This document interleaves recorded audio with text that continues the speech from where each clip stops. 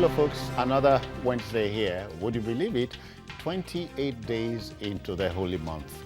We're gradually getting there once again. How do we say Ramadan Kareem. All right then, welcome to Journalist Hangout. I'm Citizen Jones. Today on the program, Professor Humphrey Nwosu commends Buhari for honoring Abiola on June 12, just as Nigerians shed tears over apologies. And later on, we'll share this with you. Court jails former Plateau State Governor, Senator Joshua Dariye for fraud. And let's say I'm hanging out with Babajide Kolade Otitoju. Jide, I greet you. Good evening. I greet you, Citizen. Dari Odufokon has joined us. Welcome. Pleasure, sir. Not forgetting Asukwo James. Greetings to you. Yes. Okay then, the team is ready. I hope you are too.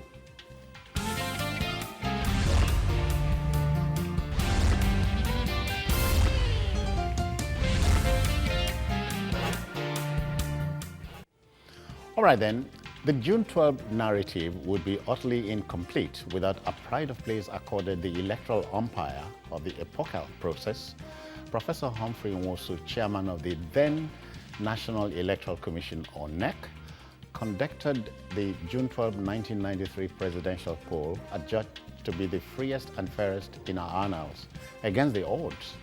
The political science professor, who was unavoidably absent at the investiture ceremony of June 12, 2018, has written to Mr. President, expressing his profound joy at the honor done late MKO Abiola and running mate Ambassador Babagana Kingibe. He notes that the gesture would, let me quote him, rekindle the national consciousness of all Nigerians for a better nation.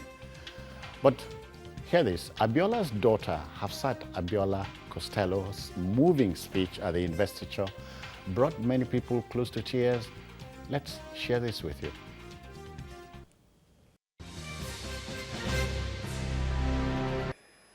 On behalf of the federal government, I tender the nation's apology to the family of late MKO Abiola, who got the highest votes, and to those that lost their loved ones in the course of June 12 struggle. That apology meant so much. Let me use this opportunity on behalf of Chief MK Abiola, because I know what he would have done. Let me use this opportunity to apologize to you, to apologize to your family for anything that he might have done to harm you and to harm your family. Okay then, gentlemen, beginning with you, Jide. Man does not make history, history makes man. Yes.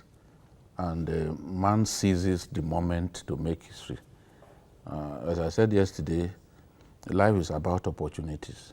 The ones we take and the ones we let slip through our fingers. President Buhari saw an opportunity to seize the moment. And he seized the moment with both hands. No doubt about it, by going further to apologize to the family of MKO and many people who were killed, not by the military regime that he led, but by the military regime that Sani Abacha led. It went a great distance to appease people and to make people really happy. Now, many people can go to their graves now, feeling that they have left behind a better nation, because the injustice of June 12 is one of the most profound in the history of our country. The injustice was needless because we saw an opportunity to unite ourselves. But the enemies of our country who annulled the election dissolved that opportunity to cement the unity of our country. So what we have another chance now to The chance to make a new beginning. A new beginning. A new beginning. And as I said, I believe that if we could do it on June 12th, it's possible to do it again. Dari, but mine is, I'm looking at the pockets of narrative that runs against the tide of popular opinion. You expect those, don't you? Well, before the event, I didn't really attach much importance to those pockets of opinion, believing that in whatever situation there will be diverse opinion. But watching Mr. President apologize that day, I am moved to seize this opportunity to appeal to Nigerians that still feel this should not have been done. Yes, we can all see the possibility of a tone of politics in this, but I am yet to see what is wrong in politicians playing politics. That is one. Aside that, we should see this development. It was the regime that cancelled, I want to use the word cancelled June 12 election, that introduced the word annulment into our national lexicon. I want Nigerians to take this opportunity and see it as the introduction of yet another word, which is de-annulment. I want us to believe that in a way, Buhari has de-annulled June 12. And not only has he de-annulled an election, he has de-annulled lost hope. He has given back some form of meaning to our nationhood. Because like Jide said, this will mean a lot of things to a lot of people. Many people, through June 12, many people dead and alive. Some part of them died. I know families who lost loved ones, and each time June 12 comes around, the only thing they remember is they killed their son. They took away our daughter. But he has given them something new to remember. On June 12, 2018, Nigeria apologized. For years, we've been calling on the man at the center of all this, IBB, to apologize. IBB is just an individual. It will do him a lot of good if he sees the moment some days and apologizes before going to his grave. But not particularly fair to IBB, because he was hardly how many months. He stepped aside on 27th of August, 1993. Yeah. And so you are talking about succeeding governments after him? No, I'm talking about IBB who annulled the election. Okay. You see, every other thing were reactions. Abacha has always waited in the wing, even while Buhari and Babangida were taking their turn. He waited to take his turn. But the June 12, 1919 election was some sort of fait accompli for him. No, we are not going to have a military government anymore. If IBB was brave enough and he sailed through with that process, and MKO got installed as a civilian president, that would have put pay to all other shenanigans that saw Abacha, jailing him, that saw Abacha enjoying himself to death, that saw Abiola. Also, we were told. Well, I'm not even talking about the context. He went into Aso Rock to enjoy, and he was there. Okay. Asukwo, I was enamored of what the speaker at the time, Anekwe, said at the investiture. So, but mine is Abiola, the presidential, the man at the center of it all, Yoruba, his running mate, Northerner, INEC chairman, Igbo. So it was a national thing. Exactly. The June 12, 1993 election was devoid of ethnicity and religion. There was nothing like it comes from the east or the west, or is a Yoruba man, or is a Muslim. Kingibe and Abiola actually ran on a Muslim ticket, and they won that election.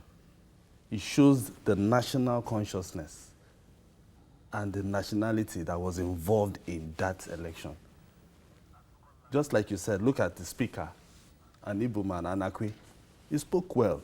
He said it was like an overwhelming support for this man to become the president. It wasn't about, oh, he's not my brother, or he's not from my side. Asoko, quickly, before time, so just a minute. Somebody had talked about option A4 as being obsolete. I go back to that day, June 12, 1993. You had two posters, gentlemen. Yeah. You stood behind. Exactly. No rancor. So even your father can even be supporting Tofa. But before your eyes. But yes, but that one won't mean that your father won't pay your school fees. You know, that was how the election of 1993 was. So it tells you that Humphrey Nwosu remains a hero. Yes, of course, he remains a hero. But where I have reservation is when he wrote his book. Okay. He would have revealed everything. He would have, maybe by now he would have been a bigger hero if he had revealed what happened in that election. Asuko, we talk about mind over matter. Okay. All right.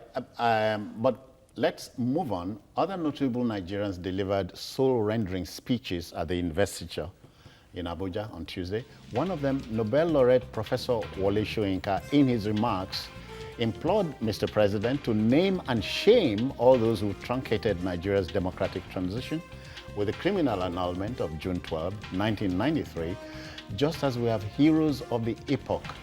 So let's hear him.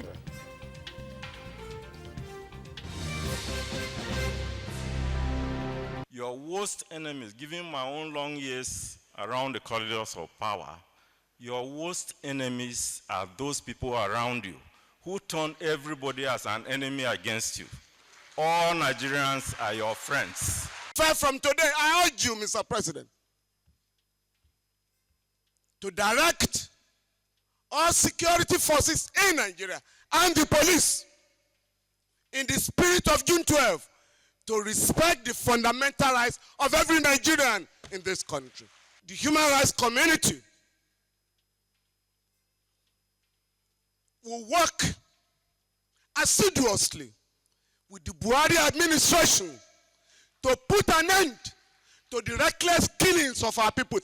I'd like to make a request that you manage to stop creating confusion in the minds of Nigerians. It is not possible to honor MKO Abiola in one breath and then admire his tormentor in another breath. Loyalty is all very well, but loyalty can become perverse if that loyalty is retained to an individual who, if he were alive today, would be before the International Court of Crimes Against Humanity. So when we say he's a man of letters, this is what we're talking about. He has a way with words. He's a man who has a sharp eye for the spoken word. I will always respect this man. And look, he said, and I quote, yesterday, dictators are free to annul the succession of day and night, the succession of drought and rains, but no mortal power, either in this world or in any other human habitation, can annul the truth of that election. Oh, yeah. Soyinka is just extraordinary. And he chose that occasion. This is the way fathers should behave. Exactly. Fathers tell the truth. Fathers speak the truth no matter whose ox is God. President Buhari praising Abacha the way he did angered me to no end. Because even the people that we are talking about who were killed, they were not killed by IBB. The people who were killed over June 12th were not killed by IBB. Because we are historians. Or during his reign. They were not killed during IBB's reign. Yeah. Because IBB, yes, he caused what happened and then left. But the fight for the activation of that mandate reached a crescendo under Abacha. And Abacha took it upon himself to just kill people with reckless abandon. And he wasn't a popular leader. I can tell you, as someone who worked in Kano, that prayers to God to bring down Abacha began in Kano at Fege Mosque. I have stories that I wrote at that time. Prayers to God in his home state. Fege is the place where I was born. It was in Fege that people began to pray for the first time to God that he should bring down Abacha. I have stories that I wrote back then. So, and after Fege, it moved to 3 other mosques in Kano. People were tired of Abacha. And on the day Abacha died, I was in Kano. I was like less than 5 meters to his corpse. I was the first Abacha's picture, the dead body of Abacha was first published by PM News. It was my photograph. So on that day, people in Kano were not really in a mourning mood. Compare that to what happened when Aminu Kano died. You will know the difference between a hero and a man who cannot in any way be described as a hero. So for Soyinka to say all that he said on that day, it makes me happy. That what I said to the president 2 weeks ago, that you can't tell us that whatever we think about Abacha, this is what you think. That's an embarrassment. So he chose that occasion to not just express joy about the honor done to Abiola and others, but to also tell the president the home truth. Yes, and in your chair, you also said the same thing. Yeah, exactly. We've said that repeatedly on this on this program, that some of the people around the president do not deserve to keep their jobs because they behave more like enemies of the Nigerian people. And your chair used that opportunity to tell the president that the opposition does not mean your enemy, because at the end of the day, politics is a game. Yeah. So you win some, you lose some. Very quickly, Femi Falana, human rights. That was the thirst of human rights, because we cannot for long, or we will not for long celebrate this honor done MK Abiola and June 12 if the rights of Nigerians continue to be trampled upon. And I'm particularly pleased with some of the speeches made at that occasion. One is that by Femi Falana.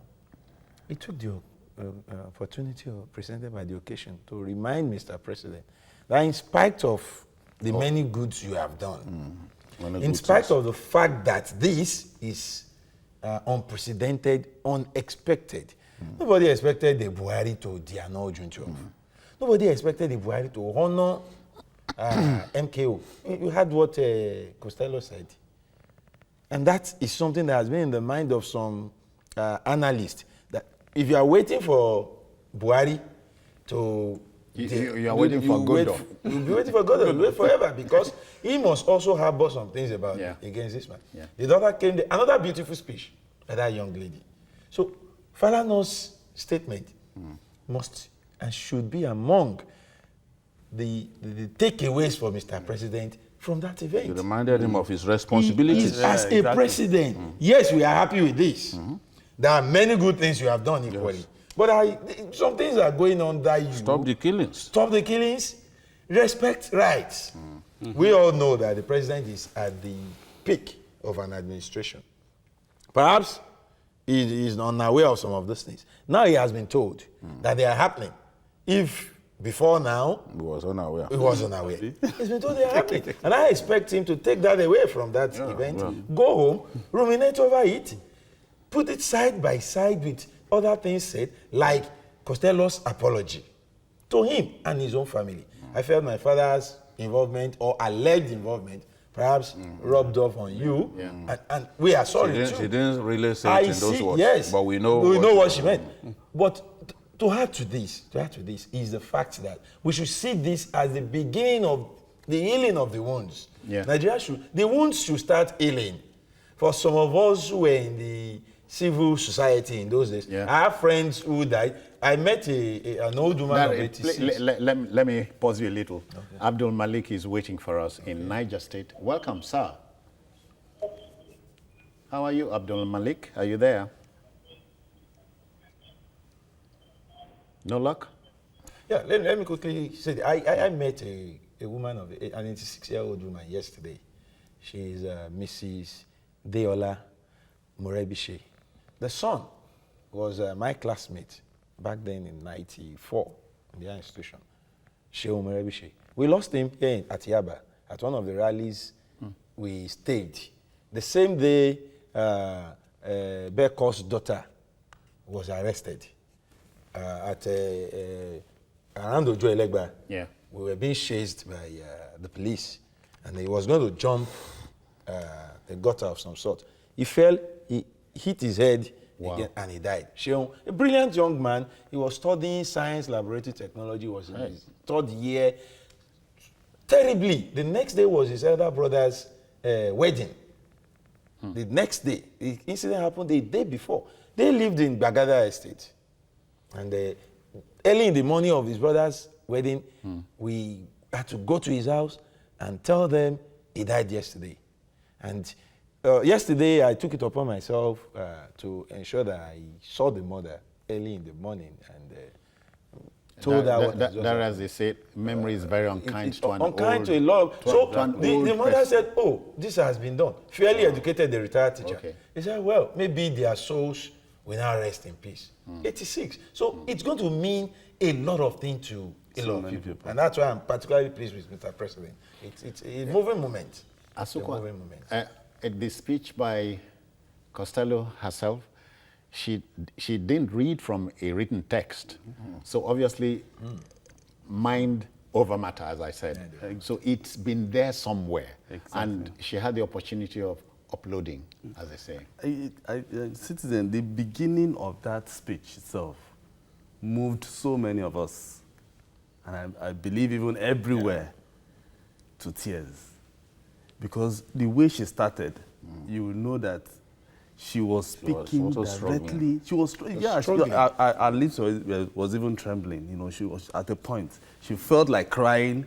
You know, but I know she was weeping. You know, when you weep, you don't, tears might not come out. It takes more than a lion's heart to suppress it. Yes. Her words were powerful, very pungent. Pungent, and the way she spoke, you know that she really wanted to apologize.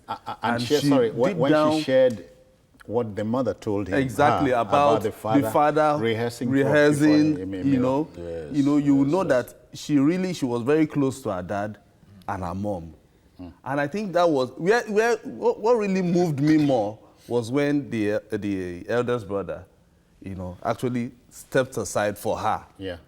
Because I know that she was more in the eye concerning the annulment during the struggle than even Kola himself. She founded a woman, kind. It's about recognizing her qualities maturity amongst Abiola's children. No, she was that I've related with. I've not seen anyone as brilliant as Afsat. In fact, I remember you relate with wonderful people. I remember even my boss, Dapo Oloriyomi, when sometimes when Dapo wants to talk about something brilliant, something unusual, he will say that's Hafsatic. I said that's Hafsatic. I don't know if he still remembers now, but the young woman is just and she has always been top notch. So they recognize her qualities. She goes around, she speaks. So she's the best person to handle that kind of occasion. So they didn't think about her age. They just said, Kola didn't make a mistake. As a matter of fact, it was well thought out. A colleague of ours on Facebook said, those people will know they like female child when they listened. Watch this kind lady. Exactly. You understand now the entire scenario. And they also, painted it well. They did it well. We should also not lose sight of something. And I want to encourage the Abiola family to continue the way they are doing now. What played out yesterday among them is the fact that perhaps they are getting more. You know, so harmonized. so that occasion, And they should continue with that. Now we can encourage them. yeah, just to encourage them. Only a few of them were there. So Yes, it's just a difficult few. to make that kind of judgment. Yeah, exactly. Not the entire. Only one Yes, wife. That's why I said yesterday that Kola has a lot to do now. You know, because with only one wife that was allowed out of 26 official wives allowed him. I can tell you for free that a lot of them are not happy. Because I know amongst them, even amongst the wives, those that I had spoken to, you know, between yesterday and now, I know that there's a feeling that, look, for 25 years, we were abandoned, we've been toiling, we've been struggling without anyone coming to our aid.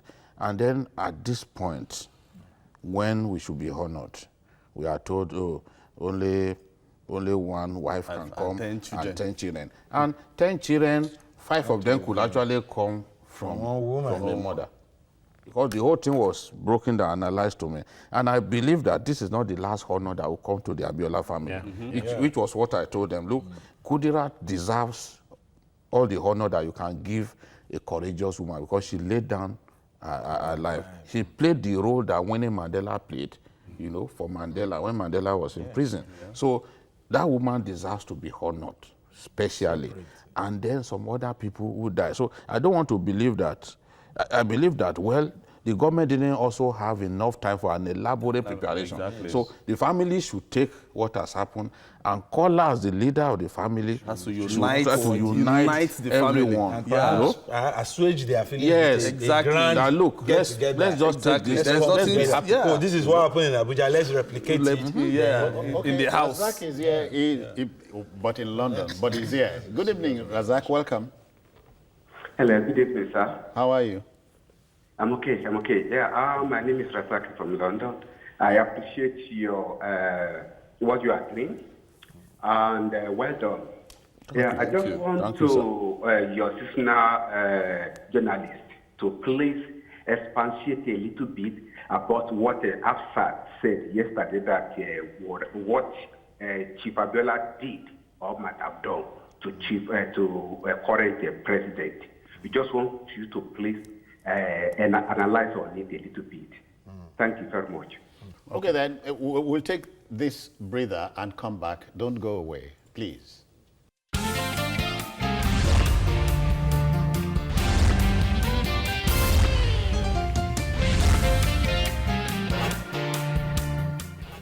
All right, then, welcome back.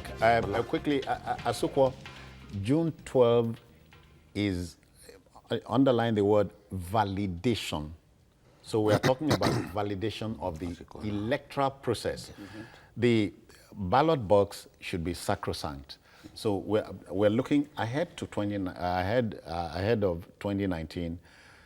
We hope that the spirit which we had on June 12, 1993 will pervade. From now, there'll be a new beginning, making our electoral process rancor-free. Yeah, that is one of the advice given to the president by Femi Falana, you know, apart from the rule of law and stop the killings. And Nigerians are hoping that this will be replicated. Though we are not going to use the option A4, you know, option, but anyone we are using, you know, should be seamless. Every election we can't say every election can be 100%. But at least it must reflect that, okay, this is what the people actually, you know, put their thumbs on, you know. So that is where the people will want the president. That is what the people want from the president. The election should be at least credible, then free. It might not be the fairest, but at least people should know that, oh, I went out under the sun and I voted and it was counted and my wish was made. You understand? So that is where we want the president to ensure that INEC is giving everything that they need to conduct the election. If it needs more money, let them give them more money. And they should not interfere. The independence of INEC should be sacrosanct. Yeah. Nobody should interfere had with always INEC, been at issue. You know, so because that has always been, because right now so many people are saying they are going to use federal might, they are going to rig. So that confidence, they must have, people must have the confidence that the central government is not going to interfere in any election, either in the state or in the local government. Because that remind is, if you and I went into a contest and I floored you, it should be, it is not impolitic for you not to congratulate me, and then we move on. Exactly. It is seen to be free. Yeah. You see, political contest end in legal tussle and violence when the loser has a feeling that he or she has been cheated. And that's the lesson we must go back to June 12, 1993 and take. The results, we should remember that, was not conclusive. But such was the process that even Tofa and his party knew Abiola won. And in no time, congratulations started flying all over the place. Tofa admitted losing that election, even before the conclusion of the release of results. The leadership of NPM back there, I mean, NRC then, we're already talking about winners being magnanimous in victory. You see, the tapes are there, the speeches are there, we can still produce some of these things. Some adverts were already... Pictures don't tell lies. Exactly. Some adverts were already running on national TVs, talking about the need to move on, the need to embrace a new beginning, because the process was free, fair, and adjudged credible. So when that happens, so we should emulate that. We should emulate. Jide, in taking this home, let me draw from what Femi Falana said. He said, there's no need to announce the remaining results. Did you share that sentiment? But there's no need to announce. Announce, you know, folks are saying, officially announce the remaining result. You know, 14 states were released, and the outstanding 16 not. Well, the truth is, we know the results because the results were released, already released state by state. So it was ridiculous to not announce everything. So we know who won the election, but for the purpose of for record, I think we should, as a nation, we should be able to say, yes, that election was annulled, but this was the result. Yes, so I don't think it's such a big deal. Some are saying, oh, if they now announce the results, that someone can, King Gibe can decide to go to court that they should swear him in. I saw someone posted that. I said, this is very ridiculous. After we've had different governments, this and that. So which Supreme Court will now give him, will now rule that he has the power, that he can come to power. Are just stayed. No, it's just not. After that, we've had military regime and then return to civilian regime.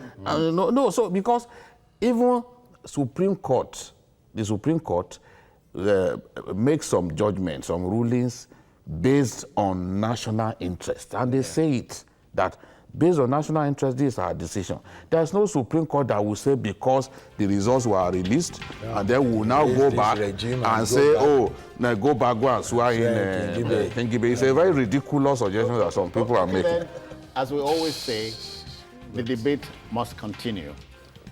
All right then, an old wisecrack has it, it is imprisonment that kills, but it is not imprisonment that kills, but impatience with which man bears in incarceration, if you got that right. It is not imprisonment that kills, but the problem you go through while in prison. In an environment where the big man rarely gets jailed, it's difficult to appreciate how the big man copes with life in the slummer. For former governor of Plateau State, now Senator Joshua Dariye, his road to the gallows started 11 years ago when a 23-count charge was preferred against him. He's to spend 14 years in jail for criminally appropriating state funds totaling 1.1 billion naira. But Jide, mine is this. Madam Justice Adebukola Banjoko is becoming a nemesis of sorts. Yes. And I'm hearing people already suggesting that, let her handle Ojus Okalu's case, let her handle this one's case, let her handle that one's case, you know?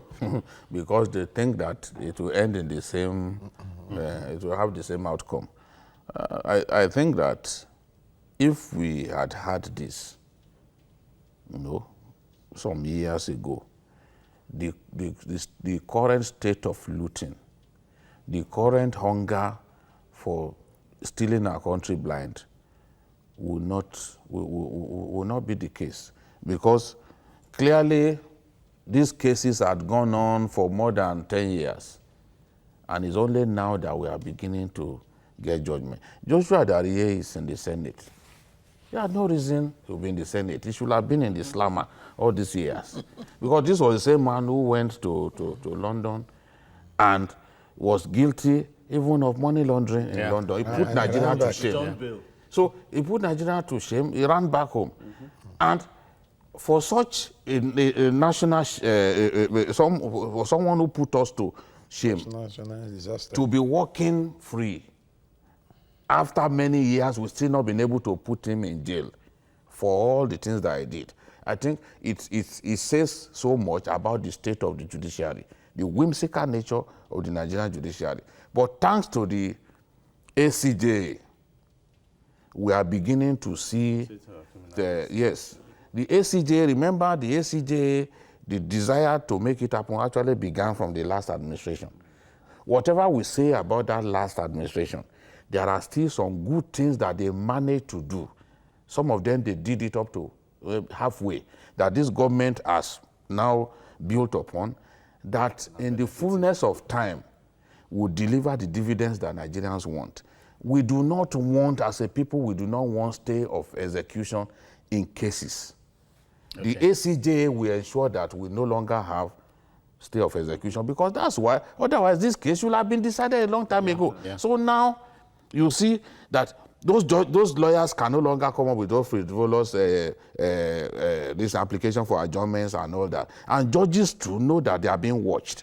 Because they are being watched now, they can't prolong cases needlessly the way they used to do. So these judgments are coming. Okay. I want to see who is next. I'm actually excited about what's going on, and I want to see who is next. Dari, you are wondering if the next man to be arraigned will look out for Madam Justice Adebukola Banjoko. But again, mine is this. To take the crime home, I prefer the charges prefer. One of them is ecological funds meant for the state, diverted by you, including funds due to the state and so on. These are criminal offenses and should be punished. Yeah, and then it has been punished. In the case of Joshua Darie. Are you not dreaming of an appeal? Well, it is within his rights to appeal. Expectedly, he will appeal. But we should begin to take note of records. It's now on record that he got nailed. He asked for mercy. Pilfering our common patrimony.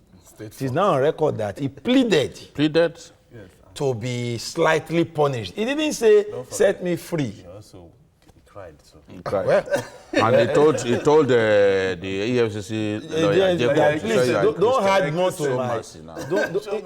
Show mercy, citizen judge. Show mercy. He asked the judge that, please, can I speak? And they said, yes.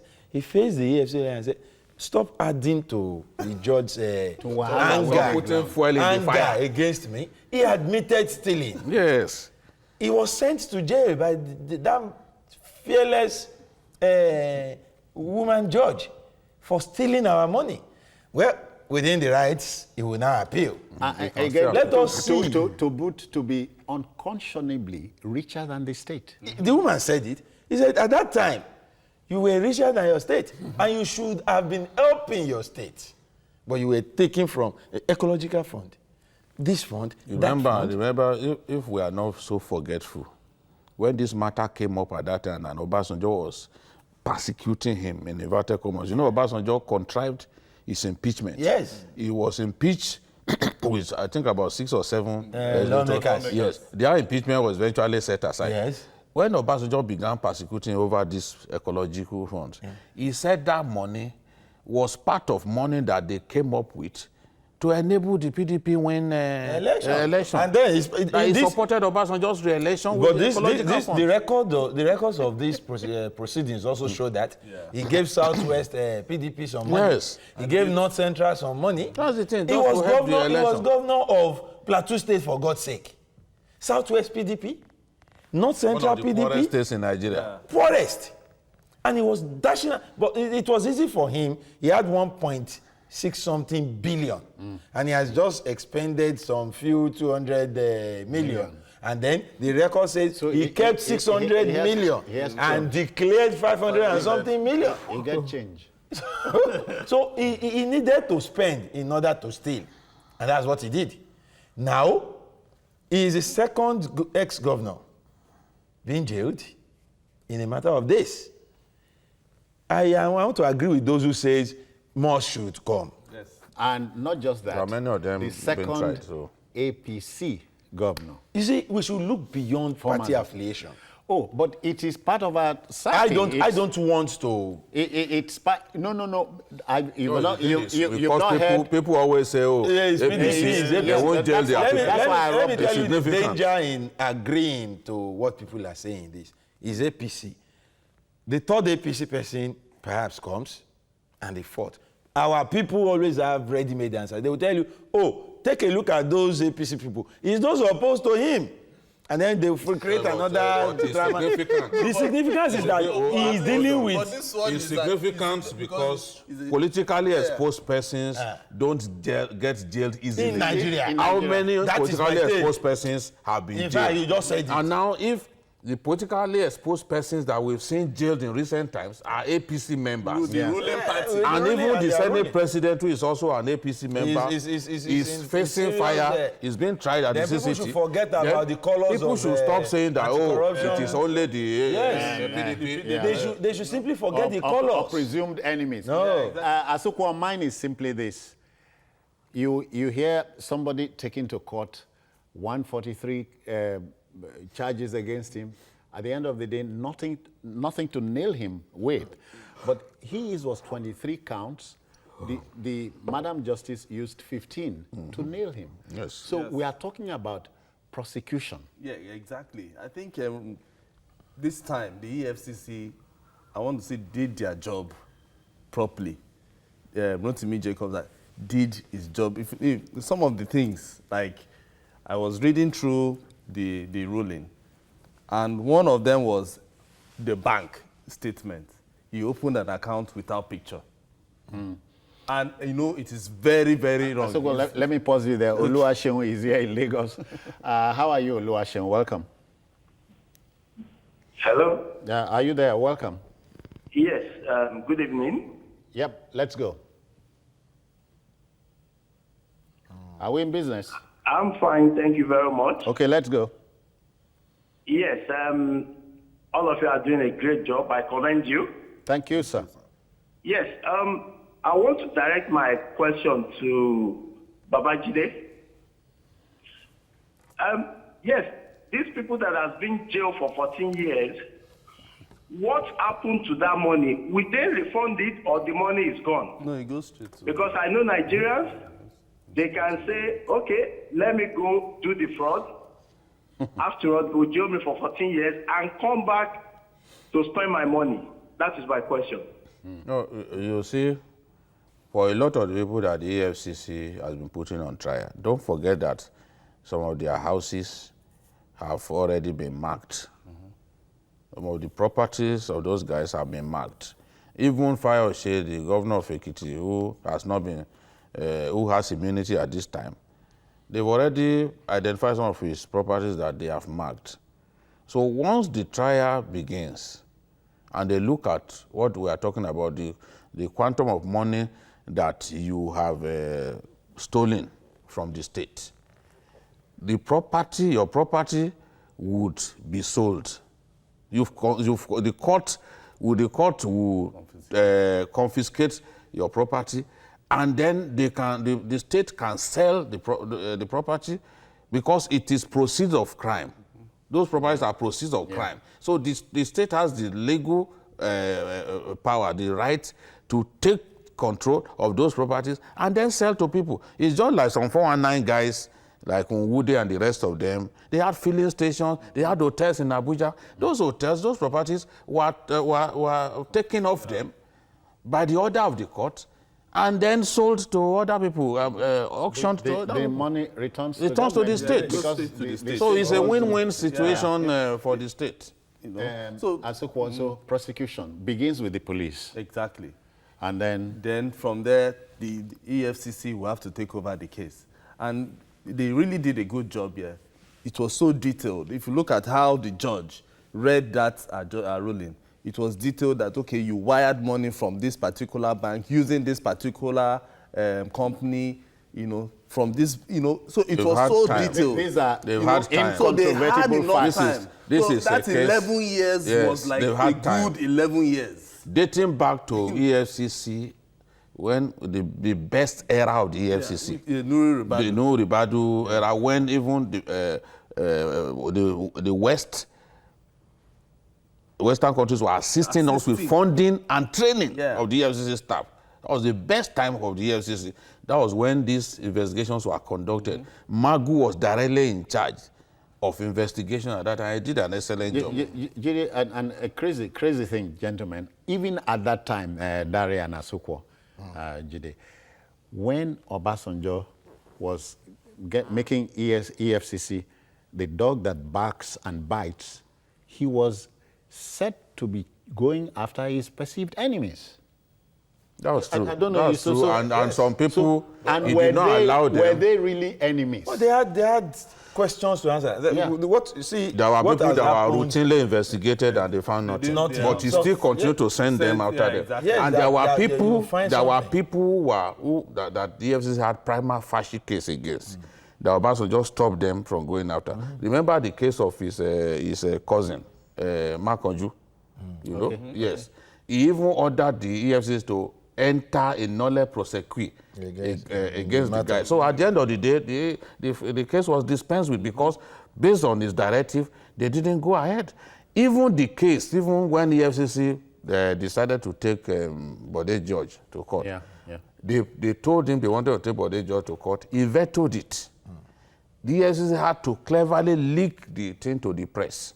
It was at that point that it became clear that, look, we have to go after this man. Yes, invariably, Bode George won. But Obasanjo stopped Nuhu from taking Bode George to court. So fast forward, here at Dare, we are talking about the will to prosecute.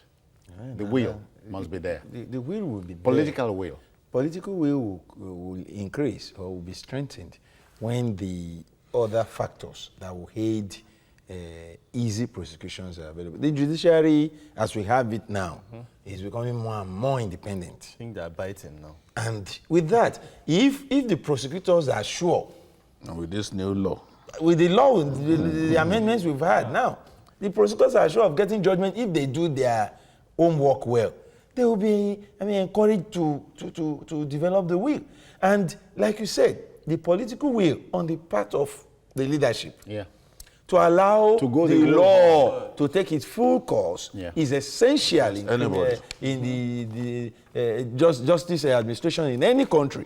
And I think, to a large extent, recent developments perhaps are showing that this administration may be towing that line. It's one administration that has been criticized heavily on human rights and the administration of justice.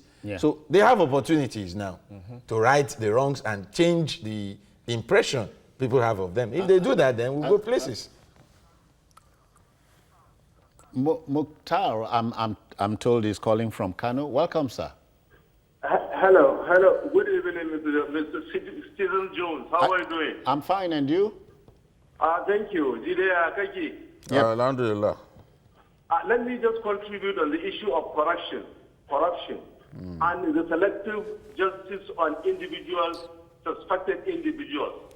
If you recall, Mr. Didi, there was a time you came up with a classified document of Madam Shekarau, where EFCC said he has no case to answer. Yes. And what is the case? They now wrote another charge on him, which means the EFCC is being directed on who to charge and who not to charge. The Babur Chirurao case is a clear indication of if you belong to APC, you are safe. If you belong to PDP, you will be nailed down. So this is my contribution. We should be able to be fair in whatever we are doing. We are Nigerians, and we must support Nigeria to live. Thank you. Many thanks. Yeah, Asukwo, I'm saying we are getting somewhere, as you have just said. I'm thinking of a single justice system. In the north, it is the penal code. In the south, the criminal code. Can't we have a common system for the country? I hope I'm making sense here. Maybe it will be a little bit difficult because of, culture, religion, and so on. Yeah, Nigeria is a multi-ethnic, country, so it will be. And the Sharia, we still have the Sharia courts. They have the Sharia. I say we scrap the Sharia courts. And it's also in the constitution. From Kwara right up to the it's rest constitutional, so it will be very difficult. It will be very difficult. As it stands now. But justice, we are told, respects nobody. Yes, it's still justice. It's still justice, because the arrangement is to aid the justice from in ensuring that it does not respect anybody. I think those states too, they also go through You're taking it home now. Yeah, if we strongly believe in restructuring, and if we strongly believe in the need for each part of the country to grow at its own pace, then I think we should allow things go the way they are. Gradually, these things will take shape, and we'll get to a meeting point someday. Even in America, the states have different laws. The states even have different laws. The states there are some states in America where death penalty, states like Texas, Texas, they still kill people. But in some states, no. So let's go at our pace. So people will have to run from Texas and move to another state. You see, laws are supposed to be designed based on the needs of the people. Look at Uganda, for example. When Uganda discovered that it had a very serious rape problem, they came up with death penalty for rape. Because people were raping kids and saying that, if you rape a virgin, you heal yourself of AIDS. HIV. So it became a problem, and they came up with death penalty, and it came down. In fact, if you see the progress that Uganda has made with in fighting AIDS is tremendous. Yeah. So every society, Lagos has come up with a law against child abuse and all that. And according to our needs. We leave it there. Asukwo James, many thanks for coming. Thank you so much. Dare Udufo-Okon. Let's meet here very soon. Yeah. And of course, Babajide Kolade Otitoju. Many thanks for time. Thank you for coming. That said, the debate must continue. The perspectives on our country will continue tomorrow on Journalist Hangout. But do this, watch a repeat broadcast of this particular episode at 11 tonight, and also see Journalist Hangout on other platforms showing on the screen, and on YouTube at youtube.com/TVC News Nigeria. The feedback channel is the same. I am Citizen Jones Usain. Bye-bye for now. God bless you.